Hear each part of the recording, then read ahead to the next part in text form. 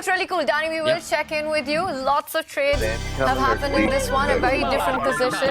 We're going to deep dive into this and keep us updated with everything that goes on there. Meanwhile, we do see a lot of trades on this one, but despite that, an ambitious approach, just like Danny did predict H4. I feel like we lost him too soon because he would have loved to say something about this move. H4 for the score. Wesley is just trying to expand on the king side. He can also do the same on the queen side. And Danny was saying we might see some spice. Variety is the spice of life. We're getting all these different openings. And it's Wesley who's taking it to Magnus at the moment. Why not? He controls so much more of the board. Right now, the queen side is undeveloped for Magnus. And H4, put that pawn up on H5 and just ask some questions to Magnus. Are you really going to develop your bishop to F5? Yes, you kick my queen away. I can just move my queen out of dodge, and then I'm still going to play H5. Maybe F4, maybe G4. I can throw all my pawns up because there's no attack against the white king. Maybe A4 on the other side of the board to try and create more weaknesses. The material is level, David, but the pawn structure seems to imply that if anyone is playing for this advantage, it has to be Wesley, and all caution has been thrown out of the window with that last move. Yeah, this is Wesley so at his best. This is Magnus Carlsen taking some big risks as he does attack the white queen, which will surely just slide back. And there we go, Wesley does play that move. I just wanted to mention the pawn structure. We've talked about white being super flexible on the king side with these 3 pawns, potentially moving, mobilizing, also on the queen side. It's purely because in the middle of the board, white has this beautiful pawn on d5. In an endgame, it might become weak because it's very far extended, but for now, it clamps down on 2 of black's pawns. Black can barely challenge ever in the center. If you cannot challenge in the center, white simply has more space due to how far advanced this pawn is. The board is cut in half, essentially, so it's going to be very hard for black's queen, black's rooks to travel between the king side, queen side, kind of switch focus very quickly, whereas white's rooks will be able to switch to the center. They will be able to kind of zoom behind their pawns if lines open up on the king side. And okay, Magnus prevents the advance of this h-pawn. I think that's a really important move, otherwise black would be feeling uncomfortable with this king. But either way, I'm slightly biased here towards white's position, just due to the pawn structure. Often this kind of scenario is really uncomfortable for black. This is an eternal weakness. Alright, well, that d5 pawn that send me David a pointed out message is what defines the position and gives any chances, if at all, to white here. And it's not as easy as it might look looking at the material balance. We see more pieces being traded off, but again, this keeps the position alive.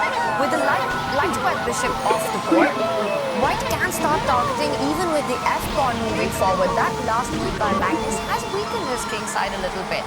And with the light square bishops gone, it will make black more vulnerable to attack than white. And Wesley's keeping his options open, but look at what Magnus has just done. He's sacrificing a pawn right now, because if that bishop takes the black bishop on f5, you're not taking with the pawn. That opens up your king. That's not a good decision.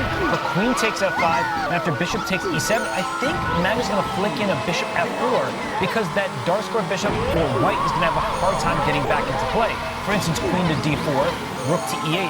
If you think you're getting away with bishop to f6, there might already be rook e4 ideas here, getting your queen out of line with this bishop on f6 and queen d3. I want to throw in one more a little funny tactic. Bishop h2 check. When their pieces in line with one another, look what happens when the piece in between disappears. King takes bishop, rook takes pawn h4 with check. You get my rook as well. White's up a handful of material until you lose your queen. Black is the one who ends up ahead. Beautiful tactic, beautiful clearance sacrifices there, Robert, but it's because white is slightly loose and white doesn't have time to activate the rooks and go for this pawn. I think actually this is just supreme calculation from the world number 1 right now, Magnus Carlsen.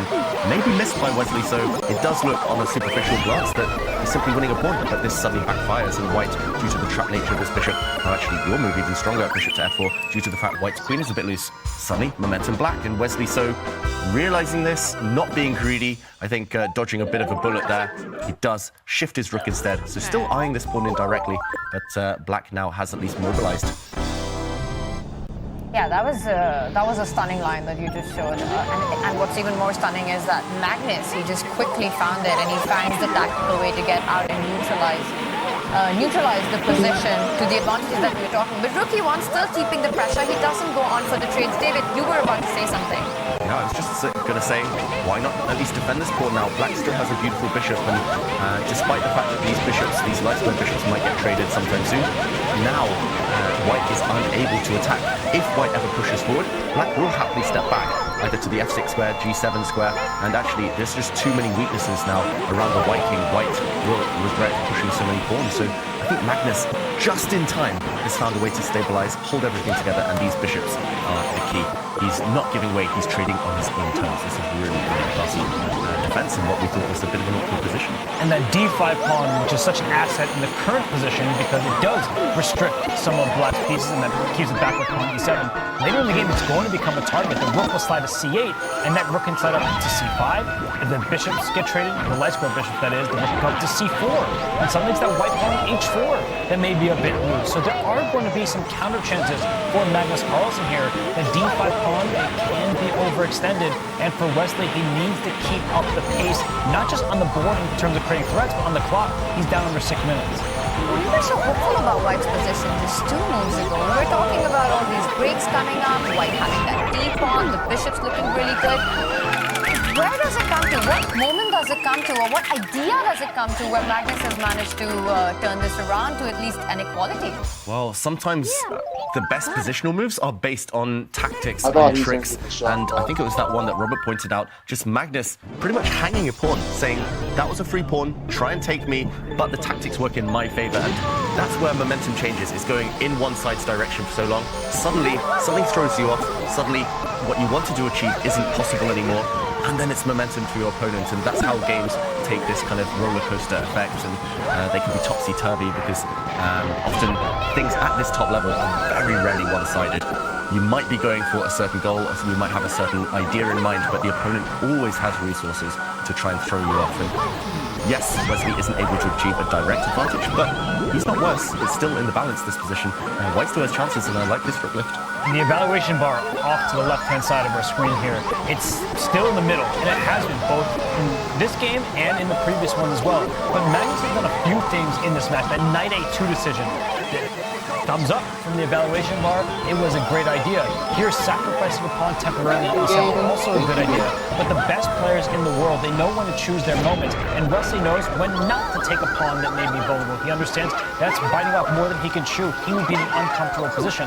So Wesley, he is now just under 6 minutes. Magnus about to hit the 7-minute mark, and for Wesley, he's just doubling his rooks in the e-file. I like the way he's handling some of these decisions from Magnus. They may be a bit of a surprise at first glance, but then when he sits and calculates, he realizes, not a big deal, let me continue with my plan, let me coordinate my pieces.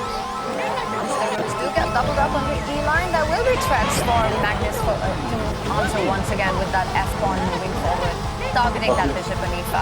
Again, coming back to that D5 pawn that we were talking about. You messed up anyway. E7 a long-term weakness, and that's kind of like Wesley's North Star guiding his play, doubling up on the E file, placing that bishop on G5. It's all around that E7 weakness right now. Magnus develops, also eyeing a potential rook lift himself once the bishops get traded. The rook could come to C5, attacking D5, or also C4, hitting on H4 at the right moment. Yeah, and look at the body language. Both players sensing this is a critical game, a critical moment. It's really hanging in the balance. Yes, the knights are all gone, but the pawn structure is imbalanced enough, and the piece configuration is really tense. It feels like one side could crack, and Wesley hesitating here. He's 1.5 minutes down. He does play the consistent, the most logical follow-up to his plan, inactive by lifting his rook up the board. And now, how will Magnus react? Quick pace here, trades off the bishops. Your move, Robert, I think, incoming. The black rook on c8 needs to activate. There is, for the first time in this game, the hint of a threat of White's f-pawn coming forward, kicking away Black's stabilized central bishop. So Magnus wants to play against that. And if White really wants to get that in after rook c4, you prefer to play g3, but every pawn push in front of your king gives control of important squares to your opponent. So I would not be touching too many pawns in front of my king if I were Wesley, but you can't really push pawns on the queen side either. The b pawn is stuck in place defending the c pawn. So I think that if Magnus is given a few turns, he can bring his first rook to c4, then slide his other rook to the c file. And if white can successfully get this pawn push to f4 to kick the dark foot bishop at e5, I do believe that Magnus will have the better chances there. So Wesley, he'll have to act quickly on the board this time rather than flop. It's all about that black bishop. If it stays on that beautiful central square, only Magnus Carlsen as black can be better. If Wesley is able to kick away that black bishop from the center, maybe by using a pawn, then things will get tactical, things will get really sharp, and Wesley will hope that things go in his favor. That's why the black rook lands on this fourth rank, cutting across on that nice line. And as you said, Robert, pawn to g3, giving the white king some breathing space, but also kind of preparing that pawn to f4 push. Getting so tense, and 5 minutes each now on the clock. It still feels like we might have a winner in this game. We might be decisive, could go either way. It feels like far from the level of sterile equality we saw in the previous two battles. And f4 is now a threat, right? Which black has to sort out because you are targeting the e7 pawn. And if that rook stays on e8, you don't have a defensive resource of falling back to f6 anymore, guarding that e7 pawn. I'm just thinking that can black actually try to fight the threat with challenging white's bishop on g5 with a defensive move like bishop f6 eventually, but for that you need to move that rook from e8 out of the way. So I don't want to move it to d8. Let's say I double up on c8. Can white actually get to the e7 pawn immediately? Okay, by dropping back, this is your idea, Tanya. Yes. Challenge, and this is one of my favorite structures in chess. It looked like black's structure has been broken, but the double f pawns keep the black king nice and safe. I call it the bughouse structure because in bughouse chess, for those who play, this is the way to keep your king safe. But yeah, it's about whose king is weaker. Here it would be white's, and he does play your move. And tactics potentially in the air. Pawn to f4 might actually backfire if Wesley isn't energetic here. Feels like black's bishop holds the fort. It is the glue holding things together, but it's enough, and black's rooks might be superior to their counterparts unless there's a sacrifice on e7. Tactics suddenly.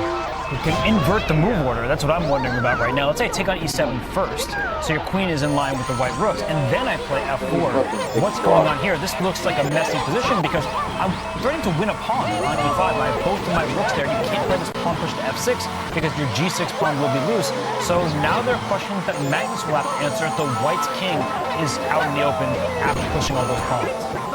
Wesley, if he goes for this, he needs to judge it correctly. This white king will be weak. There's various ways black can defend here.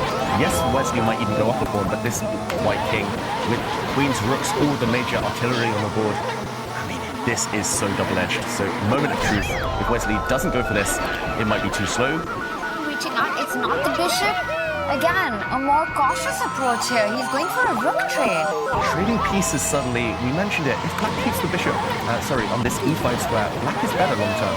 And the black queen might come out at some point. Black can kind of curl up into a ball, put a king on g7, bishop on f6 at some point. I think Wesley might be losing the thread. He's reluctant to take a risk and go forward, but maybe he had to just be principled, be aggressive there. And it's a position where that d5 pawn is going to be something that white may struggle to hold, because if that second black rook steps up in front of the c4 rook, go up to c5, put immediate pressure on the d5 pawn, and the black queen slides over.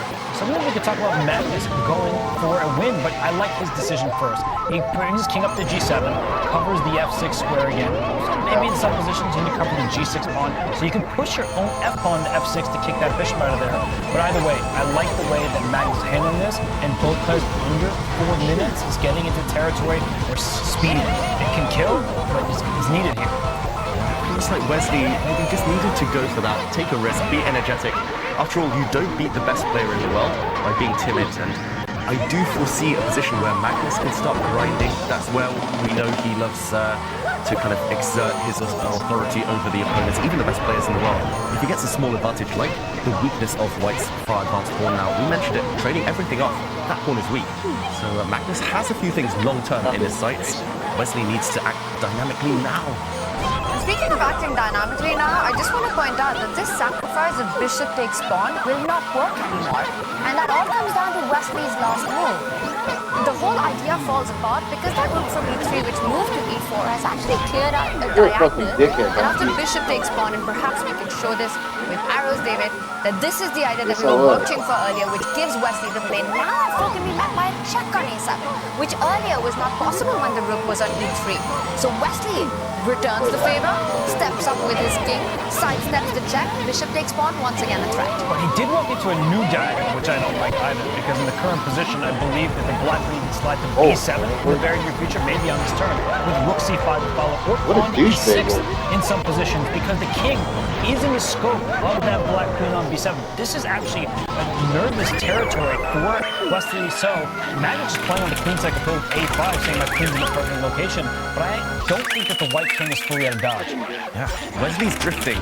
Look at this, pawn to A3. He's even just parked all his pawns on dark squares, and these could be easy targets for black's bishop later in the game. I really don't like this for Wesley So, and this idea of putting the queen on the long diagonal, not just threatening tactics along that line, but also pawn to B4 will totally shatter the white structure later. Magnus, he's upping the ante, upping the pressure. This is a massive weakness. It was white's biggest strength earlier. Suddenly, all these trades, and it is simply weak. Magnus is turning the screw. He controls all of the pawn breaks in this position because white's pawn structure is actually cemented in place. F4 is available, but we talk about that weakens the white king, and Wesley has not shown that he wants to get adventurous on that side of the board. He does do it now. The dark square bishop, it will retreat to F6, maybe after an exchange of rooks first, as we see Magnus take this rook. But that bishop is going back to F6, and there may be double pawns. I just don't think that's the important. D5 pawn is the weakest. D4 is a pawn break available to black, and the king on G7 will actually be tucked cozily there with 4 pawns in front of it rather than just 3. We've seen it before, that type of scenario, including in a game with Magnus Carlsen against Fabiano Caruana. Yes, the bishops are going to get traded off. Yes, it might just be queens and rooks left, but king safety, it's paramount, it's key. And white's king, far more airy, drafty, far more open than its counterpart. Black's king is the safest king you will ever see. It's just nicely protected. Wall of pawns in front of it. I think actually, despite the evaluation bar only being slightly in black's favor, this one is already on the brink. Wesley has to be so accurate to hold this one now. And quick capture, Magnus has that beautiful wall of pawns now before pawns in front of his king, and Wesley's forced passive onto the defensive. White's queen and rook, 2 heavy pieces, the best pieces you can have in chess. They're all guarding a mere pawn. This is a sad sight. Wesley goes into the defense, which means he lets go of an open file as well, where we can see Magnus try to put his own pieces for counterplay. But it all comes down to the clock situation as well. Right now, Wesley's under 2 minutes, Magnus under the 3-minute mark. And despite the level material, despite black having those double pawns, we are expecting this to be a big fight still. Some more critical decisions coming up. There are heavy major pieces on the board, and we know just how deadly Magnus can be with those queen placements. And we typically don't like double pawns, and black is the only side with double pawns, because in pure king and pawn games, it's hard to create a passer. But with rooks on the board, when you have double pawns, you have open files. And why black should have the upper hand is he's been using the C file, and if that white rook did not go right back to E4, he can use the E file as well. So the black king has that blanket of pawns in front of it. It's a happy piece. The D5 pawn does stick out, but is there enough firepower remaining? That's the essential question for Magnus Carlsen. The D5 pawn can be defended by 2 of white's pieces, but only can be attacked by 2 of black's. It seems like Wesley is hanging on by a thread. Magnus was to put that queen from D7. The first move that came to my mind was queen F5. Just feels like an active square for the queen, unpinning the rooks. If we imagine this position with the queens traded off, who does that favor? Well, I think Wesley would love the queens off, because even if white ends up losing a pawn on the queen side, if all of the queenside pawns from A to D file disappear, then actually with 4 versus 3 just on one flank, black cannot create a plus pawn. That's the one downside of having these double pawns that Magnus has right now. So I think actually a rook trade favors Wesley because he'll be safe. A queen trade favors Wesley, he'll be safe. Magnus, if he wants to win, keeps the queens and the rooks on. If you imagine the black queen or black rook ever entering the white half of the board, if they ever land on the second angle, knockout, game over. And I think Magnus needs to keep attention, try to move up, sneak in behind somehow. Easy. Should still be a draw maybe with best play, but Wesley is just devoid of a plan. Look at this, he's just putting his king in the corner there. He's just waiting, seeing boost out of this one. I like the move though, because now he's putting the onus on Magnus, saying, show me what you got. You put your rook on d8, or you're really going to play b4. No, it was queen f5, and maybe he's now more inclined to trade queens because the white king is so far offside. So a queen trade, the rook slides to e8, and this is a situation where only Magnus can play for a win, and he's going down this line. And that's so interesting because Magnus waited for the moment when Wesley's king was at the edge of the board, so not getting enough time to actually come to that f2 square to control all the penetrating squares on the e file. Only after Wesley played king h2, Magnus goes on for the rook pawn endgame. Is there hope here for black? We always talk about the Magnus touch. Can he create something in this one? It's definitely possible. If anyone can, Magnus can. He's squeezed water out of a stone more times than we can count. And this last move is really classy. It's actually a pawn sacrifice. Black giving away a pawn. White can actually take twice on the square, but the black king is coming. It's all about rook activity. Black's rook on an open file, white's not. And king activity, the king's coming in. And it's not just about open files, it's about open ranks. This is what makes Magnus Carlsen perhaps the best endgame player of all time. His pawn structure is ruined on the king side. Double isolated on the d file, nice upon the h file. But white is sitting passive. The rook on d2 needs to sit there on the second rank. Otherwise, black gives a check, wins a queenside pawn. If it moves the d file, the d5 pawn will be loose. And now king g6, king f5, that black king is entering the fray. And if white's king slides on over one square to f2, the black rook slides on over to h3, winning the h4 pawn. Wesley's going to go down a pawn. It's urgent. If black gets one more move, two more moves, as you said, Robert, if the black king activates, it's over. So he tries to shut down entry points for the black king. Black's king now has no way to sneak into the white position. I think a really important move there for Wesley. So, and Magnus, can he up the pressure? The problem is he's maximized. The black rook is perfect. The black pawns on the queen side cannot really advance any further. His other pawns are stuck, so it's all about the black king and inroads. He needs a route in. He is winning a pawn in this position, like we were talking, right? The rook slides back to e5. There is no healthy way to keep that f5 pawn in the position anymore. Oh, go He figure. can go rook e5 right now, but I don't think he will. He goes king f8 because rook e5 isn't going anywhere. It attacks two pawns at the same time. There's only one white rook to defend with it. I love that move, king f8. Because what's Wesley's move going to be? If he goes king f2, he may just lose the h pawn, and that's a really valuable passer because it's not double f pawns. The f5 pawn is probably going to be lost eventually. Wesley's got to move, and he's down to 20 seconds. Wow, and a difficult endgame to defend as well. I love it. I think this might be Zugzwang, and that's the term we say when every move for white worsens his own position. The white king had to step across, but now the black rook goes back and the pawn drops. So even better, why not just give your opponent the move, pass? And they worsen their own position. Wesley's now desperately trying to break open lines, trade off pawns on the queen side. Will Magnus say yes? He doesn't need to decide yet. He does trade a set of pawns. I'm a bit surprised. Maybe he could have kept some tension there, but Magnus now is up a pawn. And can he convert? This is the question. Wesley defending heroically so far, but it's only Magnus who can win this one. Do not hurry is the theme of this endgame. That king move, king to f8, just making Wesley's position worse. How quickly he's able to create his chances in this endgame, that's taken me by surprise. And we see now Wesley trying to build a kind of a fortress, just relying on the fact that Magnus has the doubled f-pawn, which gives him hope to hold on to this endgame. A big problem for Magnus Carlsen, all of his pawns are isolated, so you can't get a connected pass pawn situation. He moves his king into the center. This endgame reminds me of the one against Gukesh, which Magnus was able to outlast the junior, super strong Indian player, but he's going in with his rook. He's going to target the c-pawn as well, but Wesley's getting active, not sitting passively in the defense. That is so important, and now both players are playing on seconds on the clock.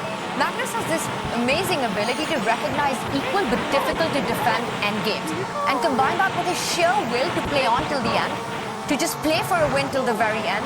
That's what makes him the greatest player of all times when it comes to endgame. But will it be enough in this one, with Wesley getting active? Ooh, big question. Wesley's king now doing the right thing, marching up the board, forcing the black rook away. But the king's getting driven back now. This one is so close between being a draw and a win for black. Magnus, he's trying, he's probing, but Wesley has all the answers so far. This activity, look at the white king going back where it came from. I think Wesley's defended this perfectly.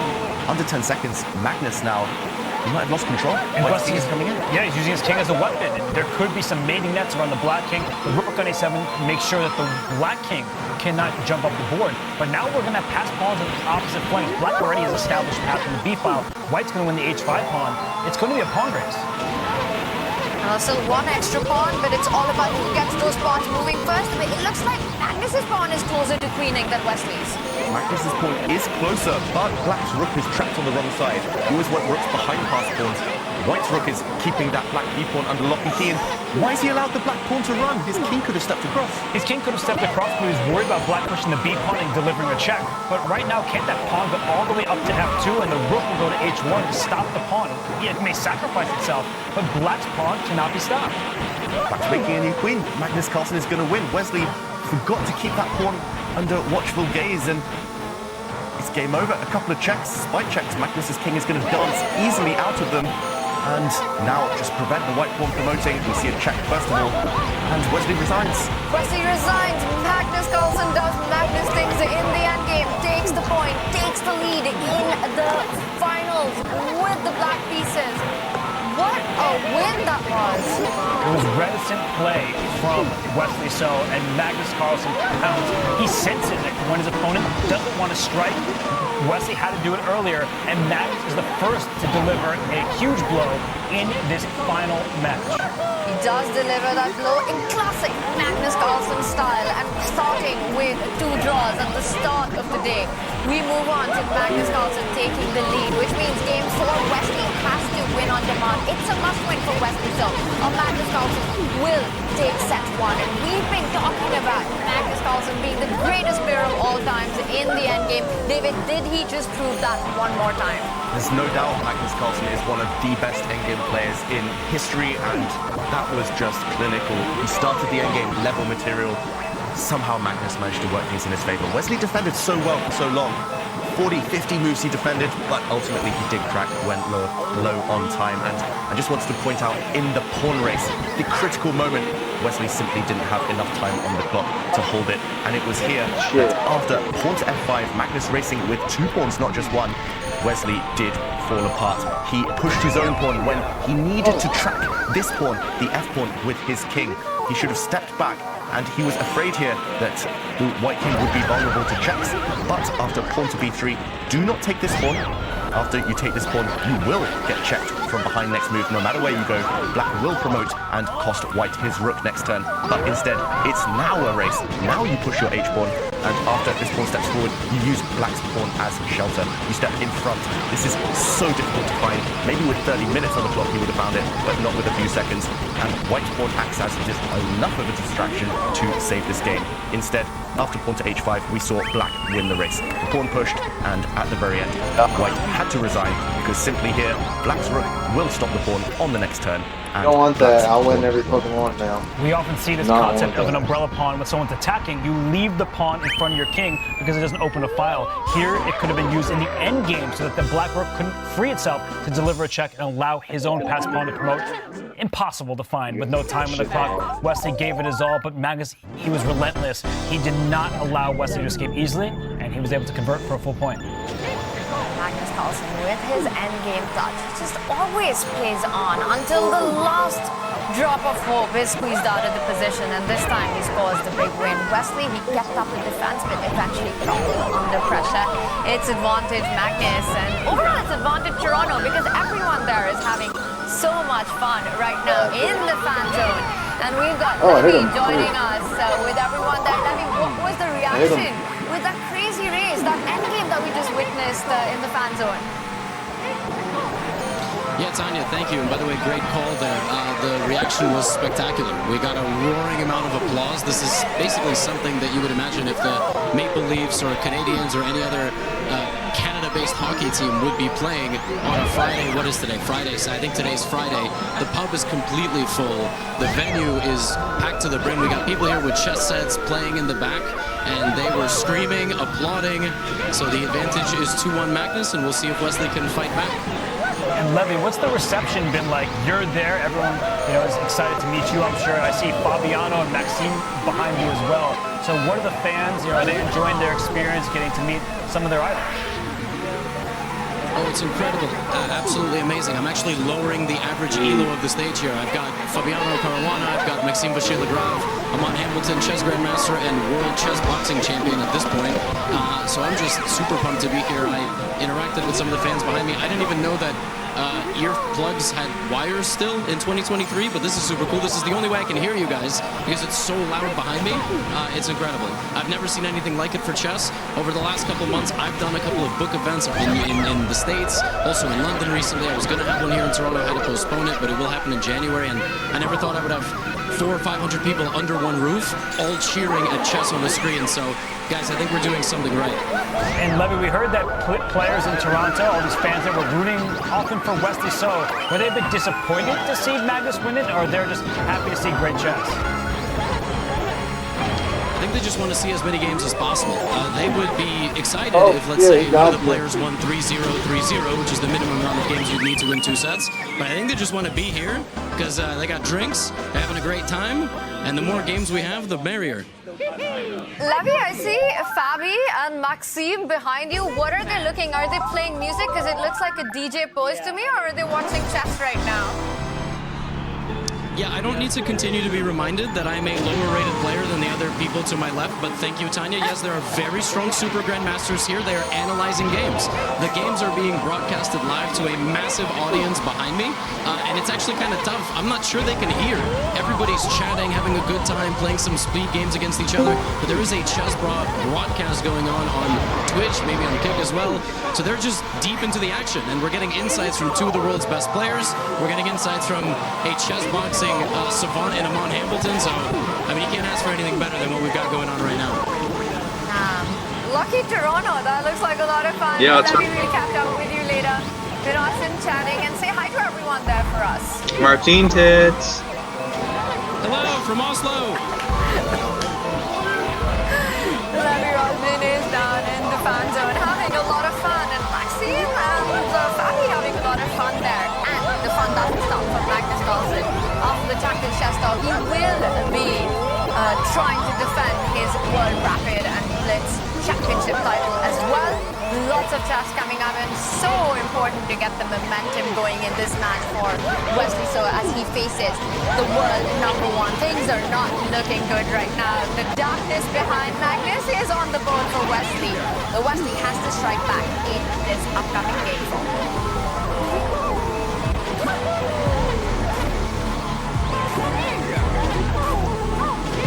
He wants that speed.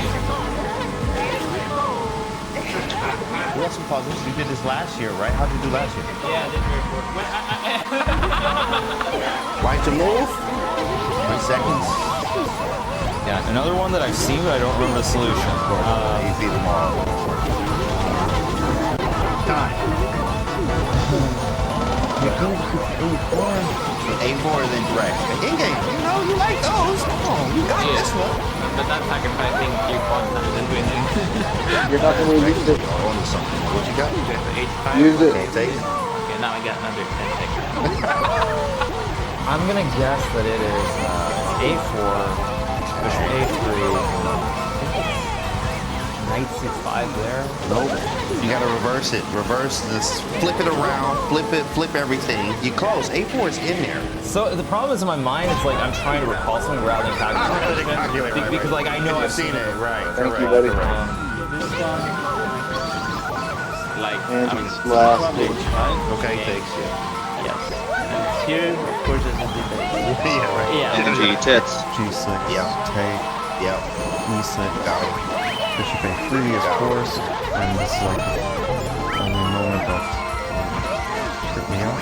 Oh wait, I can play knight C5, take. No wait, I'm not. I think it's H5 takes, G6 takes, Yeah. E6, Yeah. bishop A3, Yep. and then white looks totally lost now.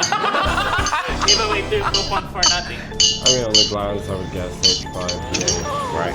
Yep. Yep. Easy. And A4 is actually beautiful. Beautiful. And I think it might be G6. Correct, FG, takes. E6, bishop H9, B4, bishop B4, A4. He too hot! Stop the cock! Stop! He keep going. That's it. That's it. You got it right. You can vote, you fucking dickhead. He takes. That's what you Bishop get. A3. Let's go, Dennis. Okay, bishop takes. One more. Let's go. Let's go. Let's go. H5? H5. Yeah, G8, Yep. G6, Yep. Takes. MG. Oh, you're.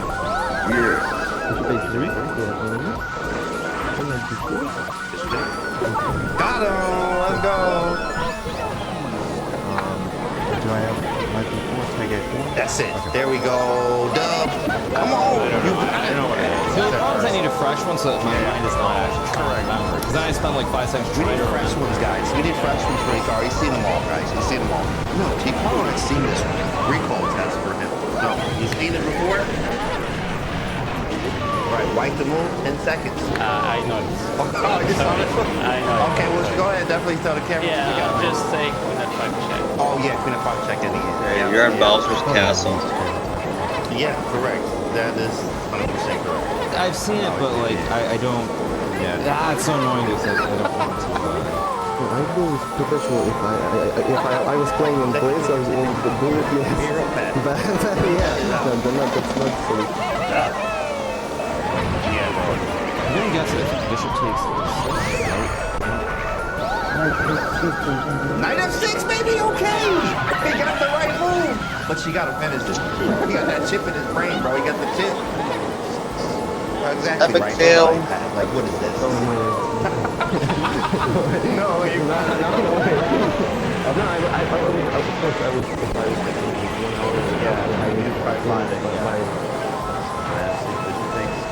C3, E3, F3. And after king takes G6. Oh, there's queens and F5. There it is. Total iPad. Woo! He got it. Let's go, Myro. Let's go, baby. Yes, sir. Come on, there it is. Yeah. Nice, very nice. That's a pretty one. That's a pretty one. Very hard. It's been very difficult. Okay, well, I'm interested to see how I guess Ikar would be the best. Yeah, Or maybe Cyril, yeah. Yeah, we have to recall kind of. But- He's actually seen it. yeah, I I have- haven't seen it before. But I have no recall. chance. Congratulations on winning the event. In fact, I mean, Okay, well, I'm just waiting for the check then. waiting for the check. Well, we warmed you up, Wesley. You feeling warmed up, baby? Come on, man. Flex these trophies. Thank you very much. Congratulations on all your success, man. We'll see you on the I hope I can stack it. please. We'd love to see it.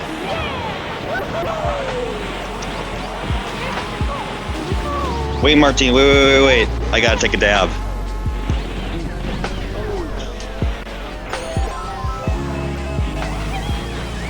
I think he's going to lose on the clock, Wesley, if he doesn't lose on the board. He still Look needs at to stay on the greatness board, I see especially on the after that wall last of move. Wesley's value. active. Wesley's smiling. He knows it's going to be all over soon.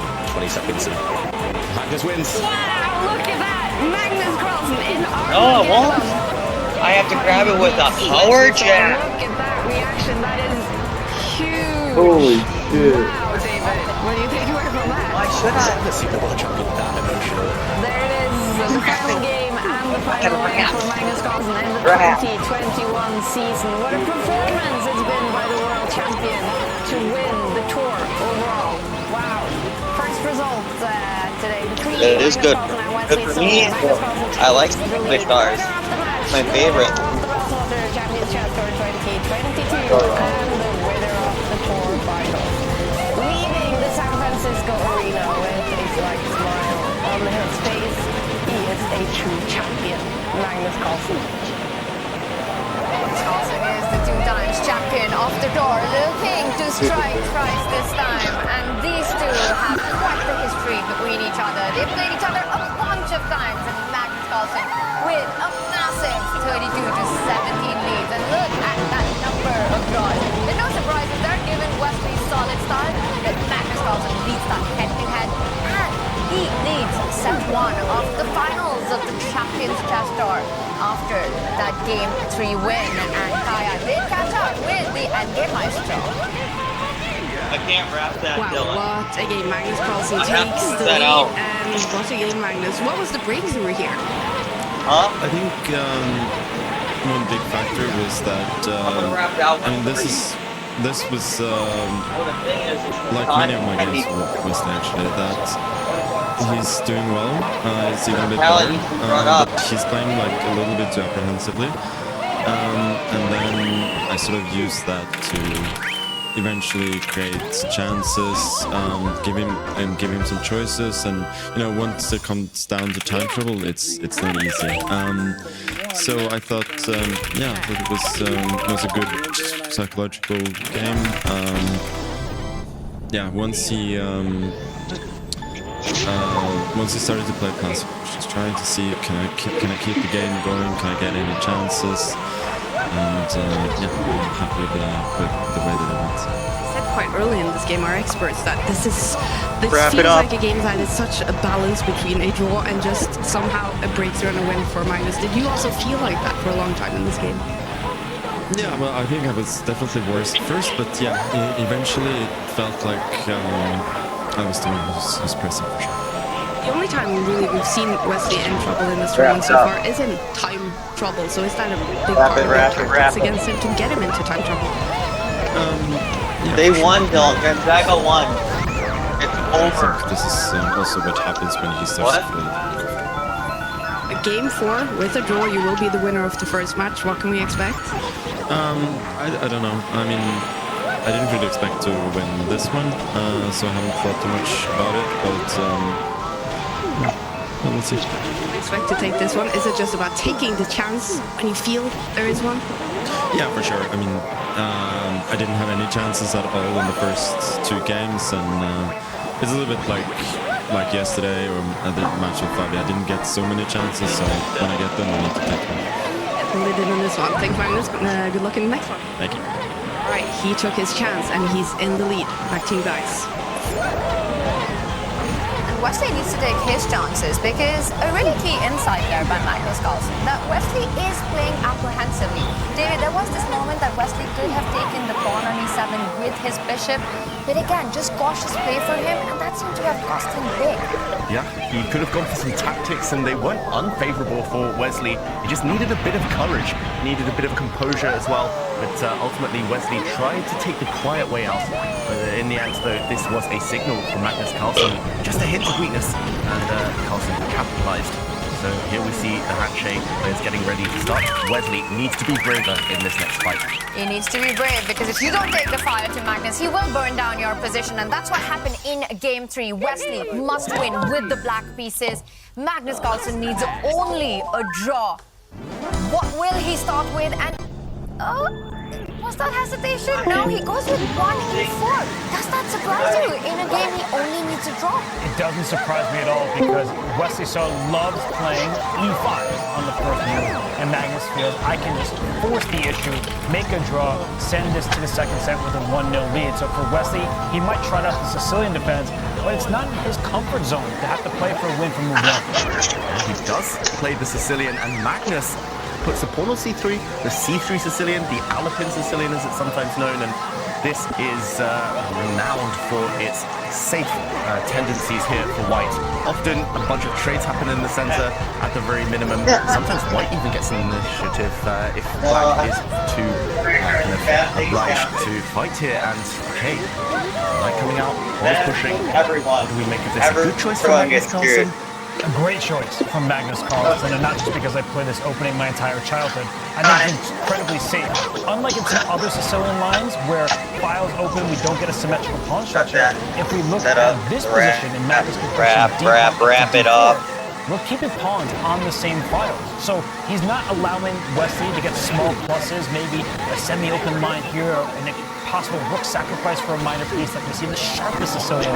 Really good call from Magnus Carlsen. Yeah, really interesting to see this opening dynamic that we're getting. Magnus chooses the king's pawn opening, inviting Wesley to go for the Berlin because the mat situation doesn't allow that, and that's where Wesley feels the most comfortable. So Magnus draws him into an opening that perhaps Wesley doesn't want to make but doesn't have a choice to, forces him to go for the Sicilian, and then keeps it close with the Alapin. Yeah, and this queen capture I'm slightly surprised by, I must admit. Magnus in the World Cup that he won earlier this year in the final game of the whole World Cup against Praggnanandhaa, just needing a draw with white. He employed this opening, the Alapin, but it wasn't with this variation, bringing white's queen up so early. He just took with the pawn, played more classically, shut down that game easily, made it win, and won the tournament. So, normally we don't bring our queen out so early because it's easy to kick that queen around. But the black knight, when it eventually lands in the c6 square, white will pin it with his light square bishop. So Magnus trying to figure out what move to make right now. He can take this pawn on b6, and the dark square bishop will have trouble taking it back because that queen eyes across to the g7 pawn. So we're just looking at this position. Magnus, he doesn't want to take too many risks. He doesn't want to give Wesley that feeling that he has even a chance. He doesn't want to spend too much time either because we saw that backfire from Fabiano Caruana against Magnus Carlsen in their game 4 where Fabi was up 2-1. Yeah, and it's always precarious. It's always tricky, this situation where you want a draw. It's in the back of your mind, but you shouldn't necessarily play straight for it. You shouldn't play for it, let it affect your decisions too much, and end up taking negative, kind of suboptimal, impractical decisions. And right now, Magnus in the tank for a minute or so. Feels like he's kind of torn in two minds. Does he play ambitious, aggressive chess and maybe kind of take a route out later if the draw presents itself, or does he really try and force the issue, try and trade off as many pawns as possible, pieces, everything? Right now, Wesley shading his eyes. Magnus not known for his death stare, but Wesley really here, his body language focused purely on the board. I think he should be relieved at least that Magnus is the first one to play, I think. Yeah, that's quite a tank that Magnus is on right now. He's touching the 12-minute mark very early on, takes the decision to develop the bishop instead of grabbing that d6 pawn. Still inviting the black knight to jump in to development via c6, hitting that queen on d4.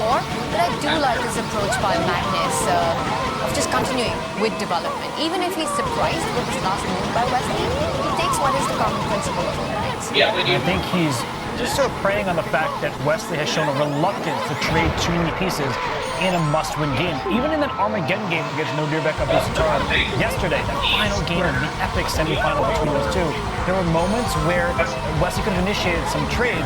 He instead backtracked with his pieces. So in the center right now, there could be a trade of a pawn, a trade of a knight. But why would Wesley want that when he feels like he needs to win?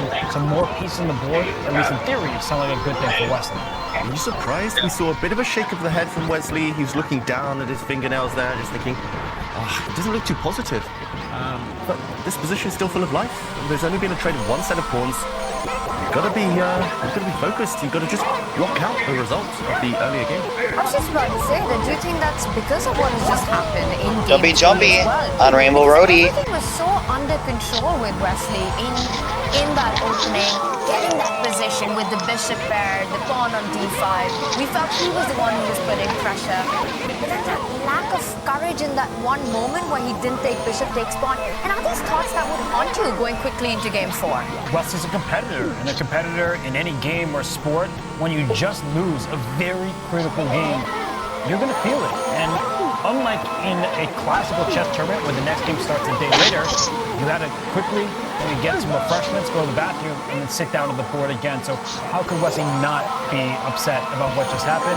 He does have a decent position here. He's trying to shield his eyes from his opponent because he needs to play the position at hand. And then you remember you're playing Magnus Carlsen, who doesn't give you too many chances to begin with. In a position like this, still early part of the game, but out of the opening, I don't think Magnus is particularly happy.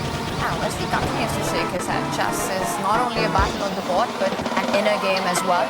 And right now, for Wesley, it is about just trying to forget what has happened. A game that was in his control, but messed up in the end. But you have to let go of that and focus on the board right now, Wesley. Now, to me, knight c6 would be the obvious move that you want to blitz out. What are the other options or perhaps development ideas that Black could be looking at here, David? I just think bring the knight out, bring the bishop out, trade off pieces, get castled. It's actually quite straightforward. I don't think you have to be too sophisticated about it. He does hit the white queen. Expecting him now to maybe trade off the 7 pawns in the center. Just go back to basics. When in doubt, especially with the clock situation, just speed up, just trade off, get the black bishop out, get castled, and only a bit later.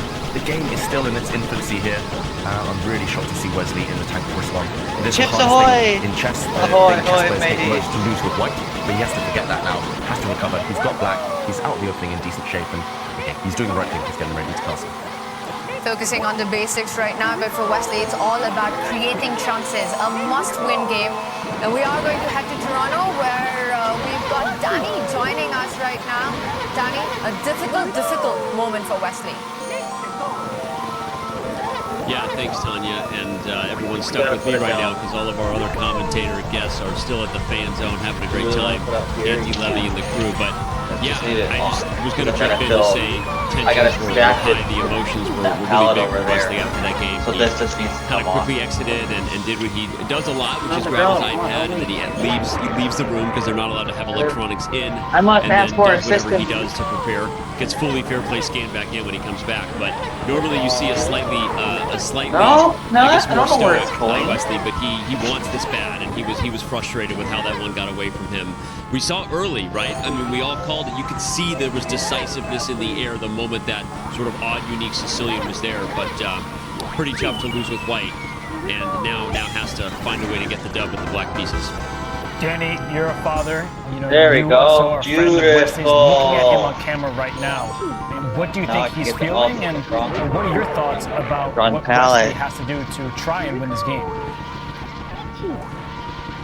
Right, It's Booth tough. is strong. Yeah, because Wesley is such a sweetheart, and I think really thrives in the environment where he feels kind of comfortable and confident, and I want to say supported. And I think when a game like that gets away, he, like anyone else, I think is going to struggle to forget it, especially in these formats that we have now. It's very fast paced. It's awesome for all of us, the commentators and the fans, but it's difficult on the emotions of any human being when something like that happens and you don't have time to take a walk and take a breath and shake it off, right? So often the players, you can almost see them in their own head. They're sort of doing the mental therapeutic work on themselves while trying to solve their next problem, which in this case is actually, I think, a very big problem that Magnus posed for him. It's a smart one to play the Alapin Sicilian. Luke, Obviously, you we need know to that break these some lines cards. can be, I guess I'll say, very difficult for White to get in serious trouble, right? This is not an English attack Najdorf. This is not a Yugoslav attack Dragon or even a Khan Sicilian. This is a position that, as you can see, it's very tame. The pawn structure, borderline symmetrical. There's not a lot going on here. And so I think the Alapin was a very smart choice. And an interesting note that with Magnus's 2a6 in the last game, Wesley went for the very sharp d4 line and loses time with the queen, even when technically playing an Alapin structure, c3 or even Martin, c4 you gotta take a are grab, actually the right? more common moves there. So Wesley didn't want to get something tame when he had White. Now he regrets that there's something so tame on the board by Magnus because it's going to make it hard for him to win. The Oh, win wait, is what no, he I needs gotta at stay this there. point. And you were the first to call out in Game 3, Danny, when you joined us, that you have a feeling that this is going to be the most exciting, perhaps a decisive game of the day so far. And I want to ask you, with the dynamics right now, Save the playing the day. black pieces, the Alapin on the board, and so much pressure of trying to create chances, how are you expecting this to play out? How do you foresee this No, one it's you need developing? two, Booth. Well, the good thing is I think Wesley, no matter how heartbroken he might feel right now, you look at him and your heart goes out to him because he knows he's fighting an uphill battle. He's not going to go down easy here. He's going to make sure that we have drama yeah, on the you board. just Because hold look, a draw is just as well, there's ways bad to as do a it. loss, I'm on right? my At phone. this point, one of the cool things about the format is in the set setting, if you lose 3-0 or in Armageddon, it's only 1-0 heading into tomorrow. And he's been down 1-0 before. It was against Noterbeck in the semis. Magnus is different. But I think Wesley understands the dynamics. He knows what's at stake. This isn't going to stay tame. The moment he gets any bit of an opportunity, he will look to mix it up. But again, the problem is this is a position that will come with an inherently large amount of risk to mix it up because there aren't a lot of natural structural weaknesses in the Do position. you as I'm ever sure right David and click? Robert Do you ever would, right click on all my of you will do a better profile? job explaining You do right click on your than profile on the myself, profile but of the person it's you going to be want? tricky, right? You gotta take your chance if Magnus slips even just a teeny bit, or you have to try to create something out of nothing, which is going to come with a lot of risk. Yeah, difficult, tough Do you have a spot mouse for at Wesley. all? Danny, we will check in Or with do you have a little as board this one is developing. on the mat? Thanks for those insights. And meanwhile, the Alapin fight does continue. Still a closed position. Still Wesley trying to create chances along that diagonal. The light squared bishop for Wesley will land on b7. So perhaps in the future we can expect some activity on the long diagonal. Yeah, this last retreat by Magnus Carlsen, I had half an eye on the evaluation bar. It did slide down slightly, and it does look provocative. It feels like Black has a very tempting first move. I'm not sure what the follow-up is, but Magnus now He's inviting Wesley forward, and as we've spoken about in previous games, sometimes you have to jump on the opportunity. You cannot be timid. Yes, this bishop is really well placed on the diagonal, but it will get there anyway. So maybe jump forward with the black knight, profiting from the fact that the white queen, okay, he plays it, the white queen has retreated to a vulnerable square. And I think Magnus's idea was to come back. I'm not sure which square exactly he wanted to use, maybe this one. Now, this knight is a bit loose. Now. With his knight to hit the black queen, but even if the black queen preemptively slides back herself, suddenly this knight is on a beautiful square. If you team it up with this bishop, long term there will be potential tricks. And there's nice juicy holes on the light squares if you can get to them. I think Magnus wants to bring his knight forward, but now this black knight at the very least drops back, maybe drops back this way, and at least Martin, I think you should take a break from the card. Decisive, of course. You've been playing way too much. A big blunder or anything, but a bit clumsy for white with this bishop struggling to get out, and easier moves for black. We started with a Sicilian, but this resembles a French defense. And Wesley So, he became a grandmaster on the back. Yeah, you played like over like 30 rounds in a week. Growing up, and this position, it's really nice for black because you have that active knight on f4. You're going to put your bishop fianchetto in the long diagonal. And for Magnus, maybe he's playing a little too timidly. He knows the results. I need to play a game with Angelo sometimes. I promised him I was going to play with him, and then black does have I didn't promise him that. Oh, I might be able to play. Is not symmetrical. Then I got tired. Like, oh, sorry, Angelo, I have to get tired. I was like, I'll say he wanted to do GP, and like, nah, there's a I'm D3 tired. square that knight can hop into. Sleep. And the most natural move is and then I promised him, hey, you can pick any game you want. I can play with you. That's what I said. This type of position is one where there's an imbalance, and I would definitely prefer black's chances. Yeah, feels like he's achieved a lot, and if white is forced to take this knight ever, then black has this long-term advantage. This is something you can play with forever. You have, sorry, my arrow's going crazy there. You have the bishop pair.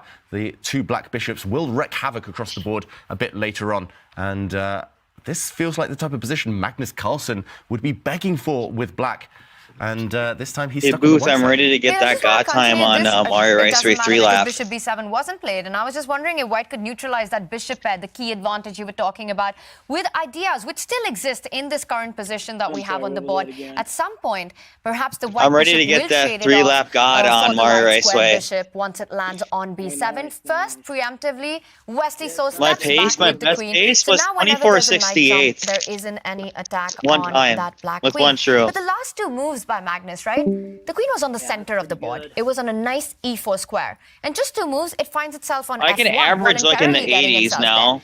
Or Is there a often. sign that I can something's average in the gone wrong 80s, out of which the is opening? God pace. Definitely. Low 80s, I doubt do Magnus actually. envisaged this game and kind of planned to put his white queen. I'm only on such a passive 0.4 to square. 0.5 Queens away almost from active glass pieces. and We've seen a Haddock lot of dancing from both on that course for 3 laps. Both queens here, but it's I'm definitely not the that black far queen that behind sits from Cup in the Fan superior too. post. White's Literally, queen that will course need is to up activate. I think for she's, grabs for me to get she's like kind of a better banking on this placement fact on that that she can course. support White's bishop going to a6. Because Glass does trading off the light square bishops. he does like That's the only graphics reason for like Wesley each course paused there, for like but, records and see who's in ultimately, placements Magnus of is like not times gone and according to stuff, plan. so you can look at And, it. he hasn't done It's pretty anything cool. too wrong. It's kind of as Danny alluded to. White doesn't have any real weaknesses to probe at, but certainly Wesley's got everything he could have dreamed